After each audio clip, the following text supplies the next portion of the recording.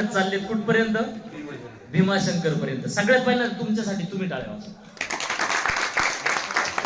आजचा महत्वाचा उद्देश फार आहे आणि याच्यातली एक गंमत तुम्हाला मला सांगायची. याच्यात जर मी तुम्हाला एक प्रश्न विचारला, मरायचंय कुणाला, हात वर करा, तर कुणाचा हात वर होईल?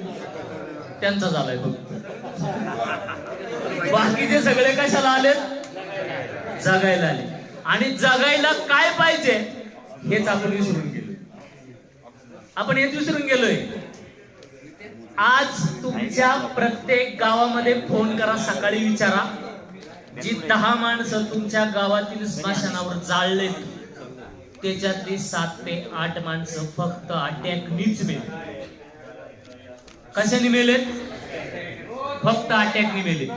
आणि अटॅकनी मरायचं कारण काय ते मला तुम्हाला सांगायचं. कारण जर अटॅक येऊच नाही असं वाटत असेल, आपल्या बॉड्या अटॅकला सूट करतील, पण भविष्यामध्ये जर तुमची मुलं मरावी असं वाटत नसेल लवकर, तर आपल्याला हे काम करणं फार गरजेचं आहे. याचं कारण आपण पर्यावरण नाही समजून घेतलं, फक्त पैसा समजून घेतला. तुमच्या आजोबाला आठवा, एकही वर्ग शाळा शिकला नाही, तो आजोबा 100 वर्ष जगलाय. शाळा शिकला नाही, ट्राय करून बघा तुम्ही, किंवा त्यांचे वडील असतील ते एकही दिवस शाळेत गेले नाही, 100 वर्ष जगले. त्यांचं पुन्हा आठवा, वडिलांना विचारा, त्यावेळेस जेवायला काहीच नव्हतं, उपाशी राहून 100 वर्ष जगले. त्याच्यानंतर त्यावेळेस कोणत्याही सिमेंटच्या घरात राहिले नाही, मातीच्या घरात राहून 100 वर्ष जगलेत. आपल्या खाऊन खाऊन डेऱ्या पुढे आल्या तरी 50च्या वर आपली गाडी जात नाही. जाते का? जात नाही. कारण याला काय पाहिजे हेच आम्ही विसरलोय. आमच्याकडे पैसा एवढा झालाय, त्या पैशाचा आम्ही दुरुपयोग करून मराय कसं लागलोय कळालंच नाही.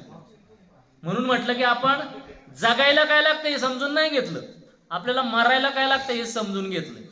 म्हणजे शाळा न शिकणारा माणूस 100 वर्ष जगतोय आणि आम्ही इकडे 10-10 डिग्री घेतलेत तरी सुद्धा 60-70 वर्ष जगत नाही. याचा अर्थ समजून घ्या काय नक्की, की आपण शाळा जगायला शिकलोय की मरायला शिकलोय. फार भयानक स्थिती आत्ताची. आणि जर जगायचं असेल तर जगायला फक्त आणि फक्त 2 वेळचं जेवण लागते, याच्या व्यतिरिक्त काहीच लागत नाही. आणि ज्यांनी याच्या व्यतिरिक्त टेन्शन घेतलं तो अटॅकनी मरतोय, तो अटॅकनी मरतोय. लक्षात घ्या, जगायला फक्त 2 वेळचं जेवण लागते, याच्या व्यतिरिक्त काहीच लागत नाही. आणि आपण उपद्याप वाढून घेतलाय म्हणून आपण अटॅककडे जास्त जायला लागले. नको तेवढं टेन्शन घेतलंय, नको तेवढं टेन्शन घेतो आपण. मी मगाशी म्हणलं की उपाशी कुणीच मरत नाही. आणि जर उपाशी मरत नसेल तर 2 वेळच्या जेवणावर फार माणसं सगळं समाधान होते, परंतु आपण ते समाधान घेतलं नाही म्हणून आपण अटॅककडे जायला लागलो. आता याचं कारण काय खऱ्या अर्थाने? मगाशी मी सांगितलं, जर माणसाला जेवण दिलं नाही 1 महिना माणूस जगतोय, माणसाला पाणी दिलं नाही 10 दिवस माणूस जगतोय, जर माणसाला ऑक्सिजनच भेटला नाही काय होईल? आपल्याला जगवायचं काम कोण करतंय आणि ते तोडतंय कोण? मग आपल्याला खरंच भीती आहे का मारायची जगायची? जर ऑक्सिजन झाड देत असेल, ऑक्सिजन झाड देत असेल, तोडतंय कोण? कोण कोणाला मारायला लागले? पूर्वीची लोक फक्त ऑक्सिजन जास्त प्रमाणामध्ये होता. याचं कारण मला सांगायचं, प्रत्येकाचं हृदय 4 पटीने काम करते. पूर्वीच्या काळी जगामध्ये 1988 साली 198 देश एकत्र आले आणि 198 देशांनी एका संस्थेला जन्म दिला, त्याचं नाव आहे IPCC, intergovernmental planner of climate change, असं त्या संस्थेचं नाव. सगळा खेळ प्रत्येकाचा ह्या क्लायमेटवर आहे. वातावरणामध्ये गडबड झाली की घरातून तुम्ही मुलांना घेऊन डॉक्टरकडे जायला सुरुवात झाली. तुम्ही म्हणताय व्हायरल झालं. काय झालं म्हणतोय आपण? व्हायरल झालं. हा विषय एवढा गहन आहे की आपण त्याचा विचारच करत नाही. हवेमध्ये जेवढा कार्बन वाढत जाईल तेवढं माणसाचं लाईफ घटत जाईल, तेवढी जागतिक तापमान वाढत जाईल. तुम्हाला तिच्यातला अजून एक गंमत सांगतो की आपण मराय का लागलो. समजा मी तिचा प्लॉट केलाय, इथं शेती केली, ती उगून वर आली मेथी आणि तिच्यावर समजा अळीचा प्रादुर्भाव झाला, त्याच्यावर मव्याचा प्रादुर्भाव झाला, आपण काय करतो? फवारतो. कुठून आणतो ते केमिकल? फुकट भेटतं का विकत? विकत आणलेलं केमिकल आपण फवारायच्या ऐवजी पेलो, काय होईल? तुमच्याच मंडळी तुम्हालाच ऐकायची मला, काय होणार आपण कन्फर्म टाकतोय कशावर कशावर टाकतोय आणि त्या भाजीवर टाकून खातोय कोण बघा आपल्याला जगायचंय का मारायचं म्हणजे ते केमिकल आणलं खाल्लं तर मारणार 100% पण तो टाकून कशावर खातोय भाजीवर कोण खातोय जुन्नर आंबेगाव आणि खेडचा सर्वे म्हणजे बऱ्याचसा सर्वे असा आहे भारतातला महाराष्ट्रातला नाही की 10 माणसामागे 1 माणूस कॅन्सरग्रस्त आहे आता ते प्रमाण वाढले कॅन्सर होण्याची कारण आणि की जे प्लास्टिक वगैरे आपण वापरतोय याची फार भयानक कारण आहे हे का मी सांगतोय की आपल्या मुलांना जर जगवायचं असेल कारण 4 वर्षाच्या पोराला अटॅक यायला लागले कदाचित पाठीमागल्या गणपतीचा तुम्हाला कदाचित माहिती असेल कोल्हापूरच्या एका गणपतीच्या देवस्थानाची जी मिरवणूक चालली होती ते पोरग एकटंच नाचत होतं नाचता नाचता आईच्या मांडी येऊन गेलं तिथंच अटॅक येऊन गेलं 4 वर्षाचं पोरग आता बाळ जन्माला आल्यानंतर लगेच बाळाला व्हायला लागली काय कॅन्सर व्हायला लागलाय प्रत्येकाला गाठ आहे चेक करून बघा कॅन्सरची गाठ आहे घाबरू नका बरं त्याच्यामध्ये प्रकार आहेत बरेचसे म्हणून ह्या ज्या गोष्टी आहेत आपण आपल्या शरीराला देतोय काय हा फार महत्वाचा मुद्दा आहे आणि आपण हे देत नाही शरीराला म्हणून आपल्या शरीराचं खोकलं होत चाललंय आणि आपण 60-70 लाईफच जगतोय म्हणजे एवढी इव्हेंट आहे की ते प्रत्येकाला गॅरंटी नाही की उद्या जगल खात्रीच नाही त्याचं कारण आहे की आम्ही आमच्या शरीराला काय दिलं हेच आम्हाला कळलं म्हणून जर जगायचं असेल मी तुम्हाला इथं आताही सांगेल की मी बऱ्याच वेळेस शाळेमध्ये मी 90 दिवसामध्ये आमच्या जुन्नर तालुक्यातली 579 शाळांवर जाऊन मार्गदर्शन केलं 579 शाळेत मुलांना तेच सांगितलंय की झाड फार महत्वाचं आहे आणि हे झाड जर जगवलं नाही तर प्रत्येकाचं लाईफ फार कमी 42 डिग्री सेल्सिअसला मेथीची शेती आता होत नाही उन्हाळ्यामध्ये शेती उद्ध्वस्त व्हायला सुरुवात झाली आहे 50 डिग्री सेल्सिअसला अर्धी शेती नष्ट होईल कारण आपण एसी मध्ये राहू फॅन मध्ये राहू परंतु आपल्याला धान्य देणारी जी आपली शेती आहे ती उन्हामध्ये असणारी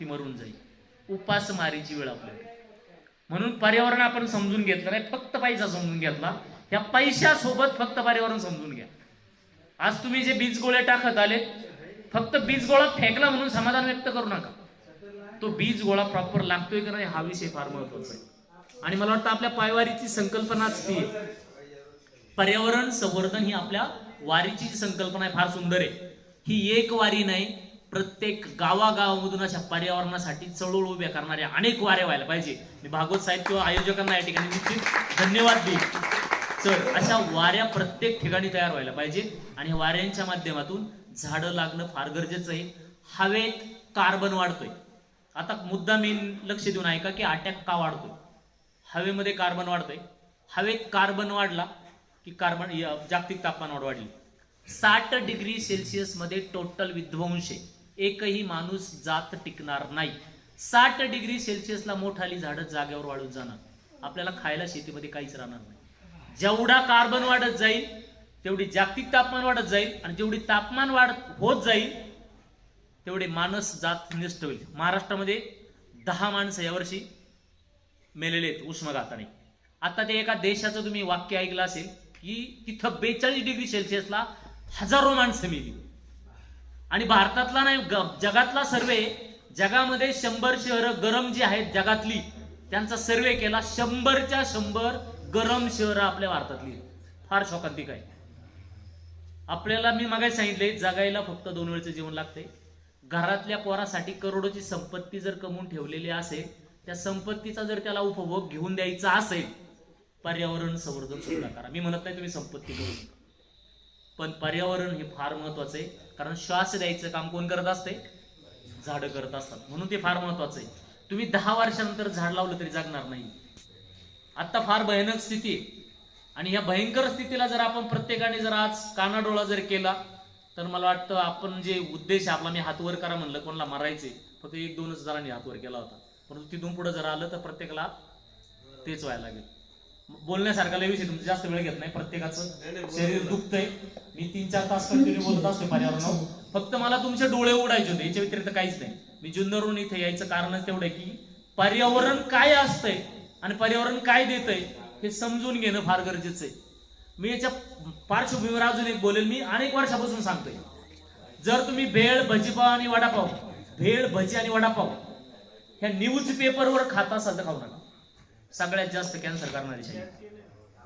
मी अजून तुम्हाला याच्यातलं सांगतोय, सगळ्यात जास्त कार्बन झाडं 30% खेचतात आणि 70% कार्बन समुद्र खेचतो. समुद्राने कार्बन खेचायचा बंद केला आहे. आमच्या जुन्नर मधला एक व्हिडिओ आहे 4 महिन्यापूर्वीचा. गाय आजारी पडली, गाई आजारी पडली, 3 दिवस डॉक्टरने ट्रीटमेंट केली. 4थ्या दिवशी गाय गोठ्यामध्ये मेलेली सापडली आणि गाय का मेली म्हणून त्याचं कारण शोधण्यासाठी डॉक्टरांनी गायीचं पोट फाडलं. गायीच्या पोटामध्ये 30 किलो प्लास्टिक. कारण काय होतं, संध्याकाळचं उरलेलं जेवण प्लास्टिकच्या पिशवीत बांधायचं, बाळा शाळेत चाललंय, रस्त्याची जाऊन कडे टाक. आज गाव सुरू झालं का प्लास्टिकचे डंप सुरू होतात. फार भयानक स्थिती आहे. इतरत्र सगळं पडलेलं प्लास्टिक कुचतंय, त्याचे फायबर कंटेंट पाण्यात मिसळतात, ते पाणी आपण पितो आणि आपल्याला हे असे भयानक रोग व्हायला लागले. असा कुठेही पडलेला प्लास्टिक आपण इथं पडलाय काही हरकत नाही, त्याचा त्रास आपल्या सगळ्यांना आहे. कपाचा चहा आणला तर म्हणले प्लास्टिकच्या कपात चहा पिऊ नका, त्याच्या जागी आता कशाचा कप आणलाय, पेपर ओरिजिनल कागद असो, त्याच्यावर पाण्याचा एक थेंब टाका, लगेच खाली गळतो तो, पेपरला होल पडतंय. याच्यात गरम उकळलेलं टाकलं तरी काहीच होत नाही. सगळ्यात जास्त मायक्रो फायबर त्याला वापरला जातो. सगळ्यात जास्त मायक्रो फायबरचे कंटेंट आपल्या पोटात जातात. चहा प्यायचा असेल स्वतःचा कप ठेवा किंवा एखादा ग्लास स्वतः ठेवा. प्लास्टिकच्या कपात कुठल्याही चहा एक तर पिऊच नका, प्यायचा असेल तर त्याच्यातच प्या. ही मुलांना सवय लावा, जर तुमची सवय जात नसेल तर ते तरी वाचतील कमीत कमी. म्हणून ह्या गोष्टी फार इम्पॉर्टंट आहे. बोलण्यासारखी मी सांगितलं बरेचसे विषय, एवढा विषय घेणार नाही. प्रत्येकाचे पाय दुखत आहेत आणि तुम्ही जर ठरवलं आता की माझे लईच पाय दुखत आहेत, तुम्ही उद्या चालूच शकणार नाही. प्रत्येकाने इथं ठरवा की माझा पायच दुखत नाही, नीटच होणार. तुम्ही कोणाचाच पाय दुखणार नाही. सगळं कंट्रोल इथून आहे. तुम्ही जे ठरवताय ते सगळं इथून. दुखतंय जर तुम्ही विचार केला तर तुमचं दुखणारच आहे. तुम्ही विचार केलाय माझं दुखतच नाही, तुमचं काहीच दुखणार नाही. ट्राय करून बघा. सगळं कंट्रोल इथून आहे. जे आपण विचार करतो त्या विचारावर सगळं आहे. आणि या विचारातलं मी तुम्हाला एक उदाहरण सांगायचं. याच्यातलं फक्त एकच सांगेल मी. आमच्या हडसर किल्ल्यावर शिवजयंतीच्या दिवशी एक ट्रूप चालला होता ट्रेकिंगसाठी आणि त्या ट्रेकिंग मध्ये 25 जण होते. त्यांनी राजमार्गाने जायच्या ऐवजी खेड्याच्या वाट्याने जायचा त्यांनी हे केला, वापर केला आणि ते शिवजयंतीला जाऊन हडसर किल्ल्याची स्वच्छता अभियान करणार होते. हे खेड्याच्या मार्गाने गेले. लिडिंगला एक पोरगी होती, श्रद्धा कामठे म्हणून. लिडिंगला सगळ्यात पुढे खेड्याच्या वाट्याने ती चालली होती. तटबंदीवर गेली, हातामध्ये झेंडा होता, फ्लॅग होता आणि तो फ्लॅग जसा ती तटबंदीवरून पाय ठेवायचा तेवढ्यात हवा आली आणि तिला उचलली आणि डायरेक्ट दरीत 350 फूट फेकली. मला हे का सांगायचे, बऱ्याच गोष्टी की तुम्ही ज्यावेळेस ट्रेकिंग करता, तुम्ही आता जे येता, काहींच्या अंगामध्ये पेन होत असेल, काहींच्या बरगडे रात्रीचा अचानक पेन येईल, कारण तुम्ही आज चालून आहेत लई दिवसात 36 किलोमीटर का 38 किलोमीटर तुमचा प्रवास आहे आजचा. तर ह्या त्रास तुम्हाला 100% होऊ शकतो. रात्रीचा त्रास कुणाला होता असेल तर एकमेकाला सांगा. मी आल्या पहिल्यांदा, सगळ्यात पहिल्यांदा त्यासाठीच एकमेकाचे पाय धरायला लावले होते. तर तुम्ही पाय पकडा, त्यांना रिलॅक्स करा, कारण आपल्या मसल्स ज्या आहेत त्या टाईट झाले. तुम्ही चालून ज्यावेळेस तुम्ही त्यांना फ्री कराल त्याचा बराचसा तुमच्यावर असर होईल. आणि ती पोरगी दरीत फेकल्यानंतर 24 जण तिथं ज्या मार्गावरून सुरुवात केली होती तिथे येऊन रडत बसले. ती पोरगी खाली दरीत पडलेली होती. बघायलाच कोणी गेलं नाही, कोणीच बघायला गेलं. आणि त्याच्यानंतर आम्हाला सकाळीच फोन आला. शिवजयंतीचा कार्यक्रम सोडून आम्ही हडसर किल्ल्यावर पोहोचलो. सगळं काही घेऊन गेलो होतो, चिप्टर वगैरे सगळं घेऊन गेलो आणि ते पोरं वर रडतायत. पोरगी खाली पडलेली. मी गेलो खाली, चेक केलं तिचा हात, म्हणलं मूर्खांनो खाली या, हिला घ्यायला मदत करा, ही जगन, ही जिवंत आहे. आणि तिला आम्ही उचललं. 20 मिनिटांमध्ये आम्ही तिथून तिला खाली ॲम्ब्युलन्स पर्यंत आणलं, पोलिसाच्या ताब्यात दिली. पूर्ण ॲम्ब्युलन्स निघून गेली. ॲम्ब्युलन्स निघून गेल्यानंतर परत ते 24 जण आले, आम्हाला घरकाच घातला. म्हणली ती पोरगी खरंच जगल का? म्हणला ही कधीच मेली, ही कधीच मेली. म्हणले तुम्ही कसं काय म्हणले जगत? अरे म्हणलं तुम्हाला जर सांगितलं असतं ही पोरगी मेली तर तुम्ही एकही आम्हाला मदत करू शकले नसते. केलंच कोणी मदत? आपल्या डोक्यातल्या संकल्पना आहे प्रत्येकाच्या, की आपल्या वेगवेगळ्या संकल्पना आहेत. त्यासाठी सगळ्यात महत्वाचा आपला माइंड आहे. तुमच्या माइंडला सेट करा का मला काहीच होत नाही, तुम्हाला नाहीच काहीच होणार. त्याच्यावर अनेक पुस्तकं लिहिली का सगळं केंद्रबिंदू. तुम्ही जर म्हटलं ना मला ताप आलाय सकाळी तापच येणार. तर ह्या ज्या गोष्टी आहेत ह्या फार महत्वाच्या आहेत. जाता आता मी बराचसा विषय बोलतो पण आता काही बोलत नाही, बराचसा वेळ झालेला आहे. तुम्ही 100% तुम्हाला झोपायची यात वादच नाही. परंतु ज्या वेळेस झोपाल त्यावेळेस डोक्यात एकच विचार करा, मला काहीच झालेलं नाही, मी सकाळी 100% भीमाशंकर पर्यंत चालत जाईल. तुम्ही तुमचा माइंड स्ट्रॉंग ठेवा, 100% तुमचे पाय ऑटोमॅटिक सकाळी स्ट्रॉंग झालेले पाहायला मिळते. याच्यावर एक मला चिमणीची गोष्ट सांगायची तुम्हाला जाता होता, की आपण कशासाठी आणि काय केलं पाहिजे. एक जंगलाला आग लागली असती, तुम्ही आज बरेचसे मला वाटतं हा घाटवाट चढत वर आले, त्या जंगलाला आग लागली असती आणि त्या जंगलाला आग लागत असताना त्या जंगलातील एका झाडावर एका चिमणीचं घरटं असतं, तिच्यामध्ये तिची पिल्ला असतात, तिच्यामध्ये तिचे अंडे असतात. ती चिमणी त्या जंगलामधून उडते, जशी जंगलाला आग, कारण माझं घर हिच्यामध्ये आता जळणार आहे, तिथून जाती, डिंबे धरणावर चोचीत पाणी घेते आणि ती जंगल विजवायला सुरुवात करते. तिचा थेंब त्या पाण्याचा टाकते, पुन्हा जाते, पुन्हा येते, पुन्हा टाकते, पुन्हा जाते, पुन्हा येते, पुन्हा टाकते. आपल्यामध्ये चांगले विचार करणारे आणि वाईट विचार करणारी माणसं फार असतात. तसं सेम त्यांच्यामध्ये झालं. जे वाईट विचाराचे होते तिला ते थांबवायचा प्रयत्न करत होते. कुणाला? त्या चिमणीला. अगं तुझ्या एका थेंबाने हे जंगल विजलं जाणार आहे, कशाला मारायला तर फडायचा इथपर्यंत बस आपली गप. पण तिचं घर जळत असतं, कारण तिच्यामधली आई जागी झालेली असते. कारण तिला माहिती की हे जंगल जर उद्ध्वस्त झालं तर माझं संपूर्ण घर जळून जाईल, माझी जी लहान मुलं लेकरं आहे ती सगळी जळून मरून जातील, मला काहीतरी केलंच पाहिजे. ती त्यांच्याकडे दुर्लक्ष करत राहते, कंटिन्यू जाते आणि कंटिन्यू पाणी घेऊन चोचीत घेऊन त्याच्यावर टाकतच राहते कंटिन्यू. लास्टला मला सांगा, खरं ते एका थेंबाने जंगल विजलं जाईल का? लास्टला संपूर्ण जंगल जळून खाक होतं आणि ती अशा एका मठाच्या वर छतावर येऊन रडत बसते. ते टोचायला येणारे परत येतातच. अगं तुला सांगत होतो की एवढा उपद्याप कशासाठी करतेस, आता कायला बोंबलत बसली, तुला सांगून सांगून आम्ही थकलो की तुझ्या एका थेंबाने जंगल विजलं जाणार नाही, आता कशाला बोंबलतेस. त्यावेळेस ती चिमणी एवढं सुंदर उत्तर देते त्यांच्या नातेवाईकाला, ते आलेले टोचायला. त्यांना म्हणते, ह्या जळालेल्या जंगलाचा इतिहास ज्या वेळेस लिहिला जाईल, त्या इतिहासामध्ये 2 पानं असतील. एका पानावर नाव असेल वाचवणाराचं आणि एका पानावर नाव असेल माझ्या पाहणारांचं. जे वाचवणाऱ्याच्या भूमिकेत माझं सगळ्यात पहिल्यांदा नाव असेल आणि त्याचा अभिमान मी मिरवत जगेल, काय हरकत नाही. परंतु तुम्ही फक्त माझ्या पाहणाऱ्यांच्या यादीमध्ये असाल. आपल्याला सगळ्यांना जे आज तुम्ही कर्तव्य केलंय, जे वीज गोळे आणले, बेसिक तुम्ही ते फेकलंय, त्याच्यातलं ज्यावेळेस एखादं तरी झाड उगेल आणि ते आपल्याला ज्यावेळेस ऑक्सिजन द्यायचं काम करेल, कारण तुमची भूमिका वाचवायमध्ये होती आज बीज गोळ्याच्या माध्यमातून. तर मला वाटतं असे उपक्रम बीज गोळ्याच्या माध्यमातून, झाडं वाचवण्याच्या माध्यमातून आपण प्रत्येकाने केलं फार गरजेचं आहे. आजची परिस्थिती फार वाईट होत चाललेली आहे. पर्यावरण जर आपण टिकवलं नाही, कारण आपला श्वास बंद होईल आणि आपला श्वास बंद जर झाला तर मानवजात या ठिकाणी संपुष्टात यायला वेळ लागणार नाही. आपल्याला वाचवणारं पर्यावरण आहे, काय कामायचं तेवढं कामा, परंतु पर्यावरणाला कोणत्याही प्रकारची विजा होणार नाही. जगायला माणसाला 14 झाडं लागतात मरेपर्यंत ऑक्सिजनसाठी, परंतु त्या 14 झाडांपैकी कमीत कमी आपण 14 जर लावायचा प्रयत्न जर केला तर मला वाटतं आपला जो श्वास आज बंद होतोय तो कुठेतरी उद्या चालू होईल. आणि मी निश्चित पुन्हा एकदा सांगेल की आज जी पायदिंडी सोहळा झालाय, या सोहळ्यासारखे अनेक सोहळे पुढे भविष्यामध्ये तयार होईल.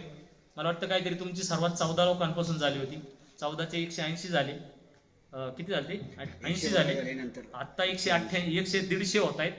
मला वाटतं हे 15,000 व्हावेत, भविष्यामध्ये याचे लाखो व्हावेत. आणि असे बीज गोळे आपल्या माध्यमातून प्रत्येक दिंडीमध्ये, प्रत्येक परिसरामध्ये लावत जावे असं या माध्यमातून मी सांगू इच्छितो. माझा जो उपक्रम झाला मी सांगत नाही फक्त की माझा 123व्या एपिसोडमध्ये मी जे ऑक्सिजन पार्क तयार करतोय, फक्त बोलायचं काम करत नाही. मिसेस आणि मी आम्ही पाणी वाचवायचं काम करतोय. धामणखेड डोंगर माथ्यावर आम्ही 60 दिवसामध्ये 70 जलशोषक तर दोघांनीच खोदले, मिसेस आणि मी. त्याच्यामध्ये एकदा पाऊस पडला का 8 लाख लिटर पाणी साचतंय आणि ते जमिनीमध्ये मुरतंय. त्याची दखल सावित्रीबाई फुले पुणे विद्यापीठांनी मन की बात कार्यक्रमामध्ये त्यांनी घेतली, मोदी साहेबांनी. त्याच्यानंतर मग मला राष्ट्रपती भवनामध्ये आपल्या राष्ट्रपतींनी निमंत्रित केलं होतं 15 ऑगस्टला जेवणासाठी. त्याच्यानंतर परत पुन्हा मला आपले सेनाध्यक्षांनी बोलवलं, वेटरन याच्यावर अवॉर्ड मला राष्ट्रपती भवनात दिला. आणि आता 26 जानेवारीला पुन्हा मला राष्ट्रपती भवनात बोलवलं आणि मला वेटरन झाकीवर महाराष्ट्रातून एकमेव स्थान दिलं होतं की त्या राष्ट्रपती भवनातून ते लाल किल्ल्यापर्यंत चित्रात मानवंदना देण्याचं. सावित्रीबाई फुले पुणे विद्यापीठाने डॉक्युमेंटरी बनवली मिसेस आणि माझ्यावर.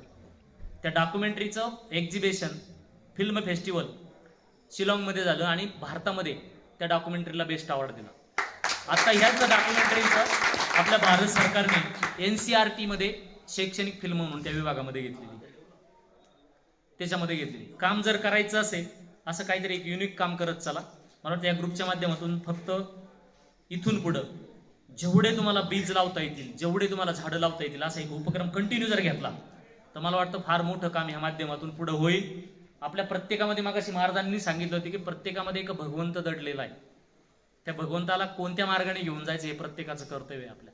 आणि जर आपण हे झाडामध्ये एक गुलदस्ता देण्याऐवजी आपण एक गुलदस्ता जर फुलवला जो हजारो वर्ष टिकेल, तर मला वाटतं त्या माध्यमातून प्रत्येकाला ऑक्सिजन पुढे येणारे जे आपल्या मानव जाते याच्यासाठी फार मोठं काम होईल त्या माध्यमातून, असं सांगावंसं वाटतंय मला. या ठिकाणी आपण सर बोलवलं, सगळ्या ग्रुपनीच बोलवलं. आणि सगळ्यात विशेष म्हणजे मला आल्यानंतर आपल्या इथे सेवा करण्याची संधी दिली. तुमचे हात, माझे हात तुमच्या पायाला लागले. मी अक्षरशः या ठिकाणी या दिंडीचा धन्य झालो. आणि भविष्यामध्ये मी सर निश्चितच दिंडीमध्ये अनेक वर्ष येत राहील. मी ऑन ड्युटी सर्व्हिसला आहे फॉरेस्टमध्ये. फॉरेस्टचा वेळ सोडून आम्ही कामं करतो दोघं, मिसेस आणि मी. 350 झाडाला आम्ही ऑक्सिजन पार्कमध्ये लावली. सकाळ आणि संध्याकाळी जगवण्याचं आमचं ध्यान आहे. 300 तुळशी आणि 300 झाडे. ती कंटिन्यू 2 वर्षाची झाडं अगदी 15 फुटावर वाढलेली पाहायला मिळतील तुम्हाला. आपणही ऑक्सिजन पार्क तयार करा, स्वतःसाठी करा, दुनियासाठी करू नका, असं या माध्यमातून सांगावं वाटतं. मी पुन्हा एकदा संपूर्ण आयोजकांना या ठिकाणी धन्यवाद देतो, मला बोलण्याची संधी दिली. आणि सगळ्यात जास्त मला दोन घास गोड जेवण या ठिकाणी खाण्याचा आस्वाद ज्यांच्या माध्यमातून मिळाला, अशा सगळ्यांचे या ठिकाणी ऋण व्यक्त करतो. तुम्ही झोपेतून उठून बसलात, आपल्या सर्वांचं या ठिकाणी ऋण व्यक्त करतो. आणि पुन्हा एकदा सांगतो, झोपेनंतर फक्त डोक्यातून हे दुखतंय हा विचार काढून टाका. मला वाटतं उद्याचा तुमचा प्रवास भीमाशंकर पर्यंत निश्चित सुखकर होईल, अशी एक सदिच्छा व्यक्त करतो. थांबतो. धन्यवाद. जय हिंद.